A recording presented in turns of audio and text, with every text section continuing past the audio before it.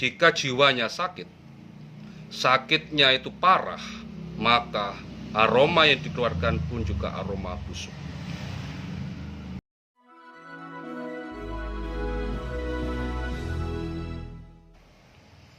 Assalamualaikum warahmatullahi wabarakatuh.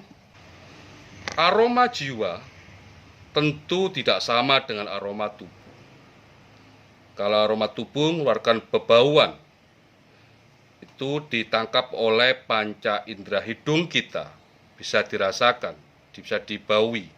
Tetapi aroma jiwa bukanlah melalui hidung, tetapi melalui perasaan kita, rasa kita.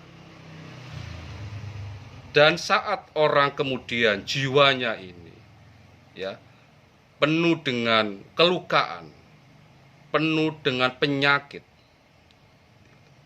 baik yang sedang, ringan maupun yang berat, itu juga pasti mengeluarkan bau, mengeluarkan sebuah energi, sebuah aura, gelombang yang itu ditangkap oleh radar hati kita, oleh hidung rasa kita, sehingga kita merasa saat berdekatan dengan orang yang mengalami aroma jiwanya busuk, maka kita bisa merasakan tidak nyaman berada di dekatnya. Kita merasa tidak bahagia, tidak merasakan senang dengan orang itu. Tetapi tentunya kita juga harus terlebih dahulu membuat jiwa kita mengalami pembersihan, pemurnian, sehingga bisa merasakan dari aroma jiwa seseorang. Dalam bahasa pergaulannya namanya toksit. Jadi teman yang beracun, yang keluar dari kata-katanya, keluar dari sikap dan perbuatannya, itu terkadang itu mengeluarkan aroma yang kita bisa rasakan oleh pikiran dan hati kita. Kita merasa tertekan, merasa tidak nyaman dengan teman-teman yang tipe yang toksit ini.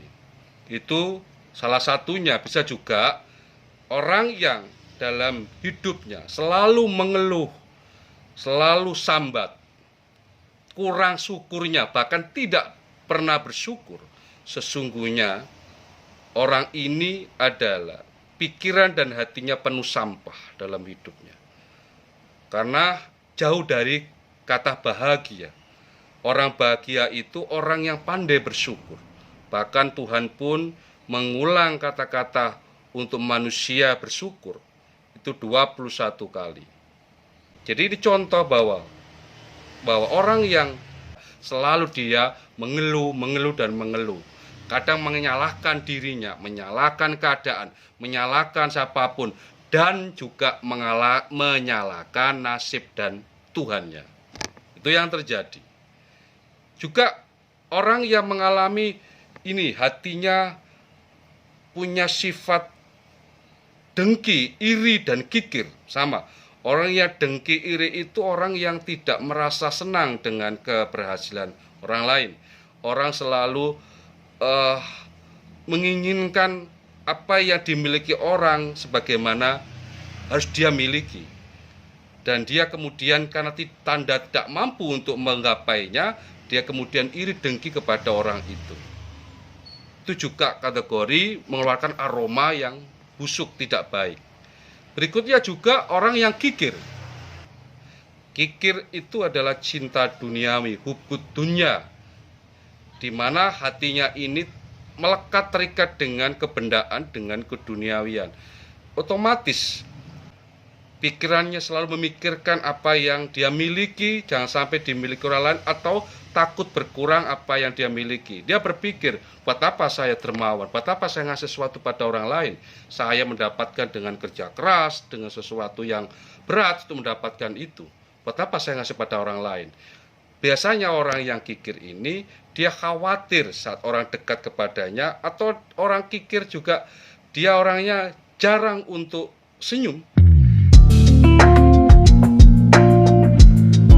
Ada sebuah kisah, suatu ketika malaikat itu selalu membawa manusia yang baru meninggal untuk menghadap Tuhannya. Pada saat kemudian dia membawa Fulan bin Fulan naik menghadap Allah di langit. Kemudian penduduk gaib, ya, penduduk langit, dia mencium bau busuk dari orang manusia yang baru meninggal yang dibawa oleh malaikat ini. Mereka bertanya, siapa itu? Oh, Fulan bin Fulan. Oh, pantas perbuatannya semasa hidupnya itu penuh dengan kemaksiatan, penuh dengan dosa, penuh bergelimang dengan perbuatan tercela, suka menyakiti orang, mendolimi orang, suka suka gigir kepada orang lain, iri dengki dan sebagainya. Itu yang sudah rohaninya keluar dari tubuhnya, kemudian tercium oleh penghuni langit, penghuni gaib. Saat hidup pun itu semua tercium. Maka cobalah Anda kenali, ya, coba Anda rasakan itu, bahwa ternyata setiap manusia memiliki aroma dari jiwanya masing-masing. Dan kita berharap, semuanya berharap, aroma dari jiwa kita adalah aroma wangi semerbak bagai bunga, yang itu betul-betul menebarkan keberkahan terhadap lingkungan, betul-betul membuat rahmat bagi lingkungan dan masyarakat kita. Bukankah kita harus menjadi khairun nas anfa'uhum linnas, menjadi manusia yang sebaik-baik, yang bermanfaat bagi manusia lainnya. Sampai jumpa di tema-tema berikutnya. Assalamualaikum warahmatullahi wabarakatuh.